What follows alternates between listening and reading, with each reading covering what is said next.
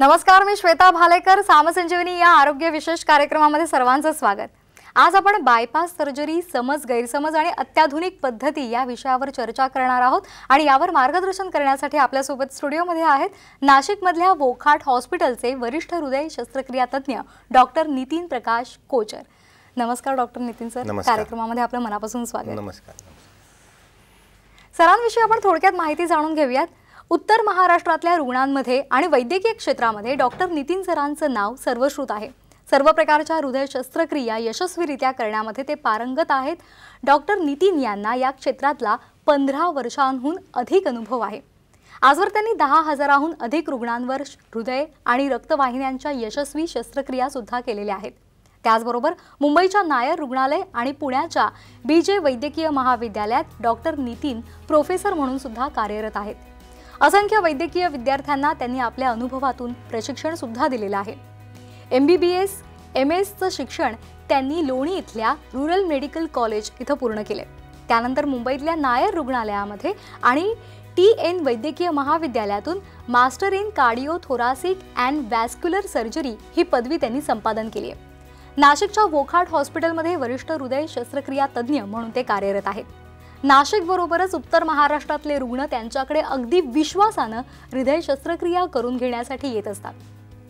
हृदयाची bypass surgery बरोबरच heart valve replacement surgery, हृदय कमकुवत असलेल्या रुग्णांमध्ये बायपास सर्जरी, लहान मुलांमधील जन्मजात असलेल्या हृदयाच्या आजारांवर शस्त्रक्रिया, बेंटाल प्रोसिजर आणि खूप अवघड अशी हायपर ऑब्स्ट्रक्टिव्ह कार्डिओमायोपॅथी सर्जरी करण्यामध्ये ते पारंगत आहेत.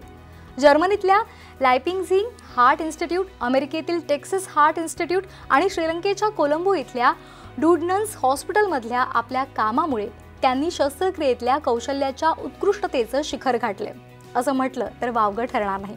चला तर मग आपण आपल्या आजच्या विषयाला सुरुवात करूया. आजचा विषय आहे बायपास सर्जरी, समज, गैरसमज आणि अत्याधुनिक पद्धती आणि आपल्यासोबत आहेत डॉक्टर नितीन कोचर सर.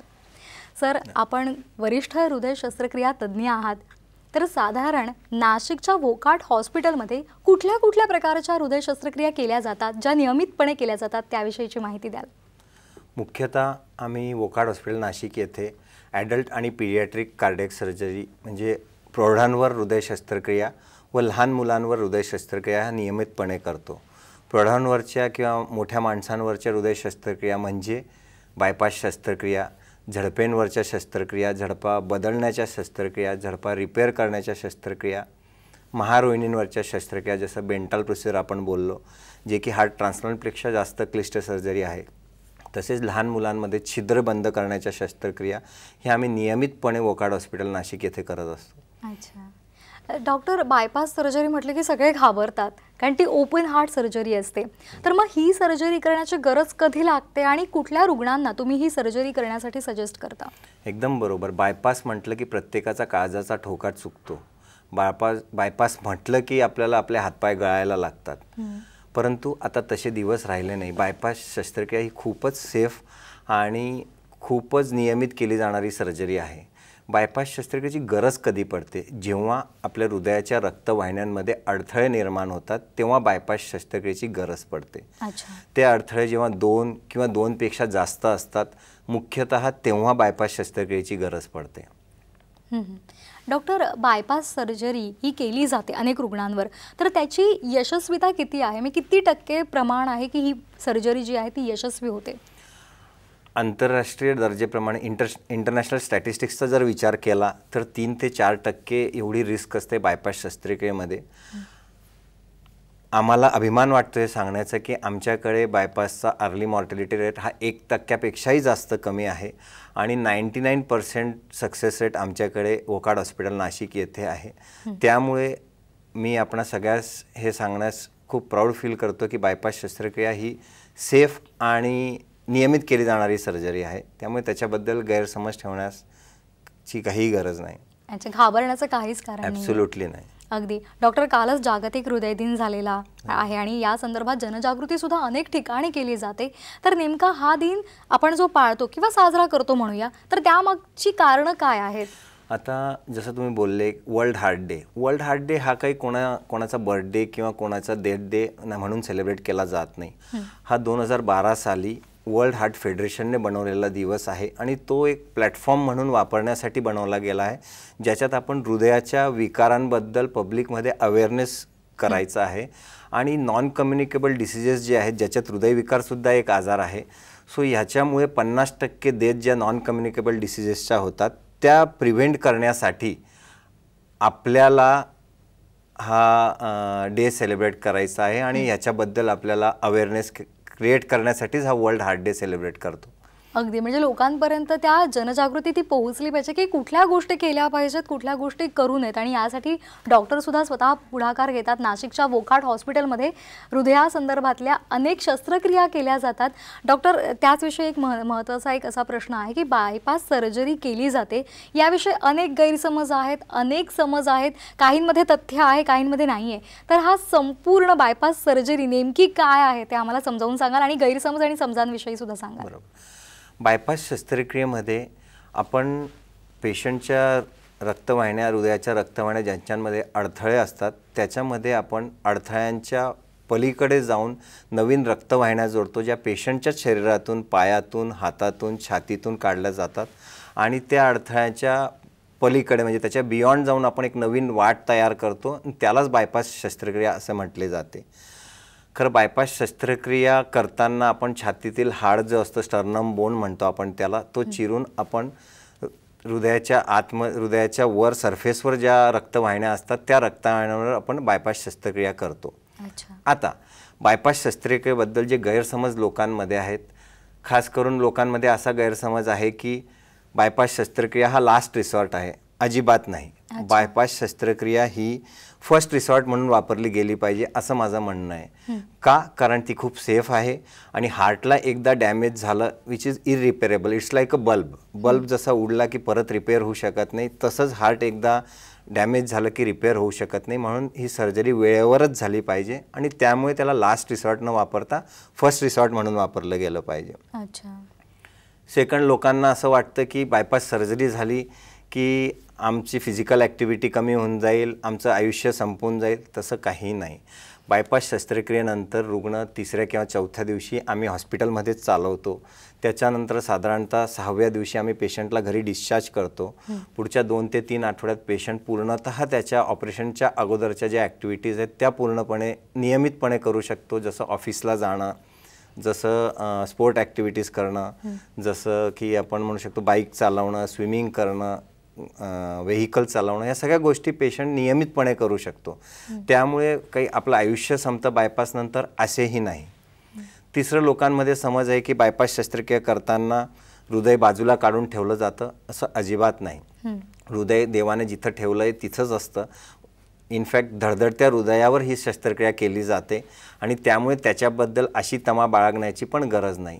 काही लोकांमध्ये असा गैरसमज आहे की बायपास करताना मेंदूला पक्षाघाताचा झटका बसतो, किडनी फेल होतं. अशाही अजिबात नाही.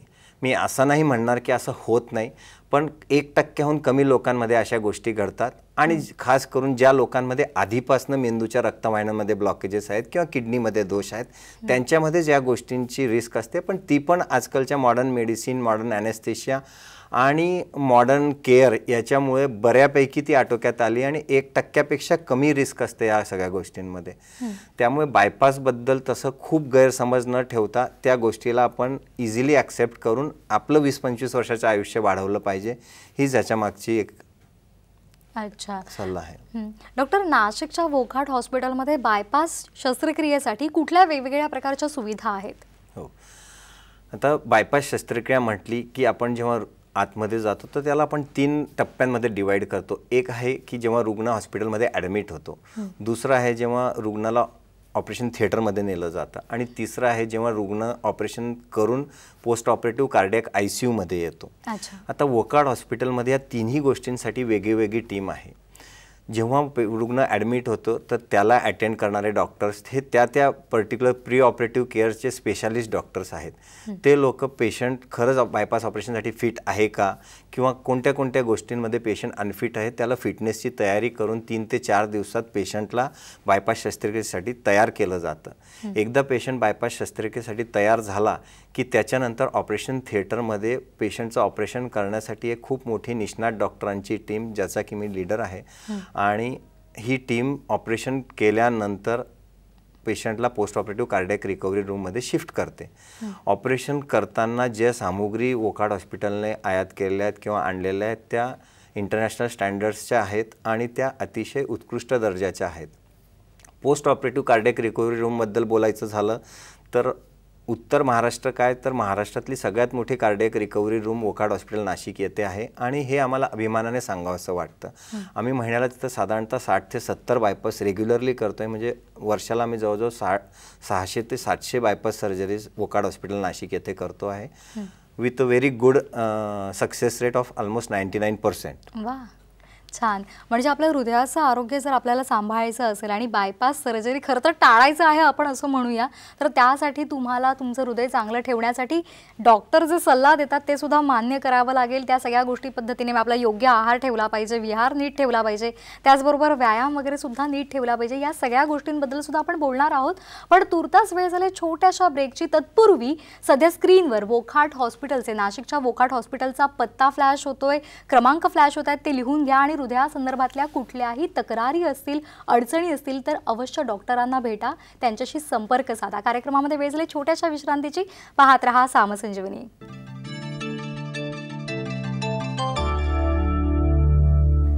सामसंजीवनी या कार्यक्रमामध्ये सर्वांचं पुन्हा एकदा स्वागत. बायपास सर्जरी, समज, गैरसमज आणि अत्याधुनिक पद्धती या विषयावर आपण चर्चा करत आहोत आणि आपल्यासोबत आहेत नाशिकच्या वोकाड हॉस्पिटलचे doctor Nitin Kochar sir. Sir, आपण मगाशी बायपास सर्जरीबद्दल बोललो, पण बीटिंग हार्ट सर्जरी म्हणजे नेमकं काय? बीटिंग हार्ट सर्जरी म्हणजे धडधडत्या हृदयावर शस्त्रक्रिया. अच्छा. जेव्हा बायपास शस्त्रक्रिया सुरू झाल्या सन 1952 साली, त्यावेळेस हृदय शस्त्रक्रिया, बायपास शस्त्रक्रिया हृदय थांबून केल्या जायचा. त्याच्यासाठी हार्ट लंग मशीन म्हणजे कृत्रिम एक मशीन असतं ज्याच्यावर पेशंटचं सगळं ब्लड हे सर्क्युलेट केलं जातं आणि पेशंटचं हृदय बंद करून ऑपरेशन केले जायचे, म्हणजे बायपास शस्त्रक्रिया केली जायची, ज्याला ऑन पंप बायपास सर्जरी असं म्हणतात. आजही काही रुग्णांवर ती शस्त्रक्रिया करावी लागते, खूप कमी, 1%पेक्षाही कमी. त्या उलट ऑफ पंप सर्जरी म्हणजेच बीटिंग हार्ट सर्जरी, म्हणजे ज्याच्यात आपण हार्ट लंग मशीन वापरत नाही, पेशंटचं हृदय बंद करत नाही, पेशंटचं हृदय बाहेर काढत नाही, ते त्याच जागेवर असून फक्त एक ऑक्टोपस नावाचं उपकरण असतं ज्याच्याने आपण पेशंटच्या हृदयावर ज्या ठिकाणी बायपास करायचं आहे त्या ठिकाणाच्या भागाला थोडंसं स्टॅबिलाइज करून तिथं आपण बायपास शस्त्रक्रिया करतो. त्यालाच बीटिंग हार्ट सर्जरी म्हणतो. थोडक्यात बीटिंग हा शब्द म्हणजे हृदय हे बीटिंग असतं आणि आपण त्या बीटिंग हार्टवर बायपास शस्त्रक्रिया करतो, म्हणून त्याला बीटिंग हार्ट सर्जरी म्हटलं जातं. आणि मला हे सांगण्यास खूप अभिमान वाटतो की भारत हे पूर्ण जगात सगळ्यात जास्त बीटिंग हार्ट सर्जरी करतं, कारण तेवढं तज्ज्ञ लोक, तेवढे निष्णात लोक आपल्या भारतातच उपलब्ध आहेत आणि आपण त्या गोष्टीत सगळ्यात जास्त लीड करतो. खरंच ही अभिमानाची बाब आहे आणि खरंच हे डॉक्टरसाठी आणि इतर जे रुग्ण आहेत त्यांच्यासाठी हे पाहताना म्हणजे खरंच एवढ्या नाजूक अवयव आहे अत्यंत आणि गुंतागुंतीची ही शस्त्रक्रिया मानली जाते आणि तुम्ही ज्या पद्धतीने हे सगळं कार्य करते खरंच सॅल्यूट आहे तुम्हाला. डॉक्टर, आता आपण येऊया पुढच्या मुद्द्याकडे. मिनिमल इन्व्हेसिव्ह कार्डियक सर्जरी हे नेमकं काय आहे आणि कुठल्या रुग्णांवरही केली जाते? मिनिमल इन्व्हेसिव्ह बायपास सर्जरी हे मोस्ट ऑफ द टाइम्स आपण कशासाठी करतो? ज्या पेशंट्समध्ये आपल्याला एस्थेटिक लुक हा इम्पॉर्टंट असतो, जसं की यंग फिमेल्स असतात, काही ॲक्टर ॲक्ट्रेसेस असतात, त्याच्यानंतर ज्या पेशंट्समध्ये आम्हाला वाटतं की स्टर्नम बोन ज्यांना कापायचा नाही आहे, ज्यांना लवकर त्यांच्या कामाला जायचं आहे, ज्यांना लवकर रिकवर व्हायचं आहे, अशा पेशंट्समध्ये आपण हे मिनिमल इन्व्हेसिव्ह कार्डियक सर्जरी, याचा अर्थ काय की छोट्या छिद्रातून हृदयाची शस्त्रक्रिया करणे किंवा बायपास शस्त्रक्रिया करणे. आपण रुटीन बायपास शस्त्रक्रिया जेव्हा करतो तर आपण स्टर्नम बोन कापतो. याच्यात स्टर्नम बोन न कापता 2 रिब्समध्ये इन्सिजन घेऊन आपण हृदयापर्यंत पोचतो आणि त्याच्यानंतर त्याच्यावर आपण बीटिंग हार्ट सर्जरी करतो. त्यालाच minimal invasive beating heart surgery असं म्हणतं. आणि भारतात आता ह्या मिनिमल इन्व्हेसिव्ह हार्ट सर्जरीची डिमांड खूप वाढत चालली आहे आणि हळूहळू मला वाटतं की जसं लोकांना याच्याबद्दल अजून माहिती मिळेल तर लोकांची त्याच्याबद्दलची भीती दूर होईल आणि कदाचित ह्याचा पण प्रसार तेवढाच जास्तीत जास्त होईल. आणि लोकांना आपण बायपास शस्त्रक्रिया जी त्यांना असं वाटतं की बाबा 2 महिने 3 महिने आम्हाला काम करता येणार नाही, वर्षभर काम करता येणार, तसं काही नाही. पेशंट पुढच्या आठवड्यापासून त्याच्या कामावर जाऊ शकतो. पेशंट पुढच्या आठवड्यापासून त्याच्या सगळ्या गोष्टी करू शकतो. ड्रायव्हिंग आहे, त्याच्या सगळ्या हॉबीज कंप्लीट करू शकतो. सो मिनिमल इन्व्हेजिव्ह हे दुसरं तिसरं नसून बायपास शस्त्रक्रियामध्ये एक घडलेला नवा इतिहास आहे जो आता खूप रुटीन होत चालला आहे. बरोबर. म्हणजे बायपास झाले म्हणून घाबरून जाण्याचं कारण नाहीये. तर ही मिनिमल इन्व्हेसिव्ह कार्डियक सर्जरी हा त्यासाठी एक नवा पर्याय आहे, जी करून तुम्ही छान पद्धतीने आयुष्य पुढचं फास्ट रिकवर होऊन जगू शकता. डॉक्टर, आता वोकार्ड हॉस्पिटलमध्ये, नाशिकच्या वोकार्ड हॉस्पिटलमध्ये वेगवेगळ्या प्रकारच्या सुविधा आहेत. नवनवीन तंत्रज्ञानाचा वापर केला जातो, नवनवीन पद्धतीचा वापर केला जातो. त्याविषयी विस्तृत माहिती द्या की हृदय शस्त्रक्रियांसाठी कुठल्या कुठल्या नव तंत्रज्ञानाचा वापर केला जातो. वोकार्ड हॉस्पिटलमध्ये आपण रेग्युलरली बीटिंग हार्ट सर्जरी करतो बायपास सर्जरीसाठी. तसेच पेशंटची जी रिकव्हरी आहे त्याला आपण फास्ट ट्रॅकिंग म्हणतो. फास्ट ट्रॅकिंग म्हणजे की पेशंट, जसं मी तुम्हाला आत्ताच बोललो की 3ऱ्या ते 4थ्या दिवशी आम्ही पेशंटला चालवतो आणि वी सी टू इट की पेशंट 6व्या दिवशी डिस्चार्ज झाला पाहिजे. सो हे याला म्हणतात फास्ट ट्रॅकिंग सर्जरी. आधी कसं होतं, हॉस्पिटलमध्ये बायपाससाठी पेशंट ॲडमिट केला की साधारणतः 10 ते 12 दिवस पेशंट हॉस्पिटलमध्येच राहायचे, कधी 15-15 दिवस पेशंट हॉस्पिटलमध्ये राहायचे. तसं न करता त्या पर्टिक्युलर गोष्टींची जर काळजी घेतली गेली तर पेशंटची रिकव्हरी लवकर होते. त्यासाठी जसं मी आपणास सांगितलं की प्री ऑपरेटिव्ह, ऑपरेटिव्ह आणि पोस्ट ऑपरेटिव्ह अशा 3 वेगळ्या टीम असल्यामुळं पेशंटची रिकव्हरी लवकर करून घेण्यास मदत होते.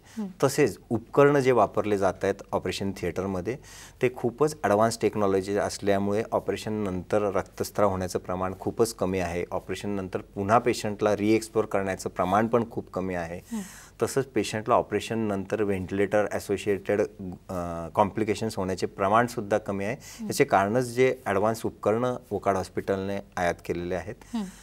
तसंच पोस्ट ऑपरेटिव्ह कार्डियक रिकव्हरीची जी टीम आहे, जसं मी तुम्हाला बोललो की सगळ्यात मोठी टीम आणि सगळ्यात मोठं ICU सेटअप आहे बायपास शस्त्रक्रियेनंतरचं वोकार्ड हॉस्पिटल नाशिक येथील. सो ह्या सगळ्या गोष्टी सगळं मिळून एक अभिमानास्पद डिपार्टमेंट तयार होतं आहे, ज्याच्यामुळे आम्ही सक्सेसफुली या 50 ते 60 बायपास दर महिन्याला वोकार्ड हॉस्पिटल नाशिक येथे करू शकतो.